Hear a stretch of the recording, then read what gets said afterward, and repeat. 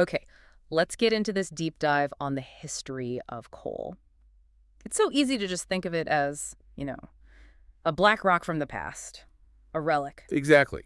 But we're really talking about concentrated solar energy that powered civilization for millennia. It's what drove this massive technical evolution. And that's what we want to trace today, right? We're looking at its journey through three key lenses. First, the problems it solved, and these were often huge global crises. Okay. Then the technical innovations it led to. Yeah. And finally, its often pretty brutal societal impact.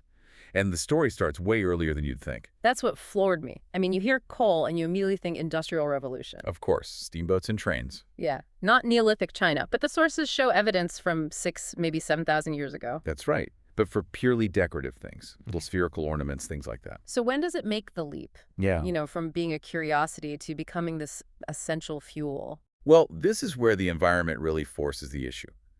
The earliest systematic use as fuel that we've found is in Xinjiang, China, about 3,600 years ago. And it wasn't a choice. Not at all. It was survival. There was a global climate event, the 4.2 kilo-year event, that caused a massive wood scarcity. Ah, so they ran out of wood. They ran out of wood. And the early metal manufacturers, they had to switch to coal just to keep making bronze and iron. Wait, so you're saying a climate-driven crisis actually pushed the world's first major energy transition? Precisely. The need for metal plus that environmental pressure, Yeah. that was the trigger.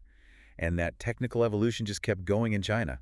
By the Song Dynasty, they were using coal for everything. Smelting, tiles, all of it. It completely replaced charcoal in a lot of key industries because it was just that much better. So let's fast forward to Europe. It seems like history sort of repeated itself there, but maybe with even more urgency. Well, much more. Yeah. Desperate is an understatement. By the 16th and 17th centuries, Britain was facing a devastating wood shortage. I mean, forest cover had dropped to a critical 5 to 10%. That's nothing. It's nothing.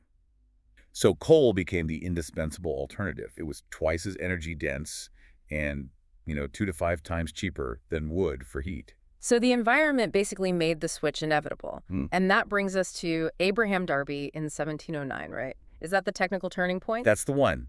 He perfected using coke, which is made from coal, for iron production. And that, right there, ended the iron industry's dependence on wood. Completely. And that success just fuels the next innovation? It does, because to get more coal, you have to mine deeper. And when you mine deeper, you get Water. Lots of water. a ton of water, constant flooding.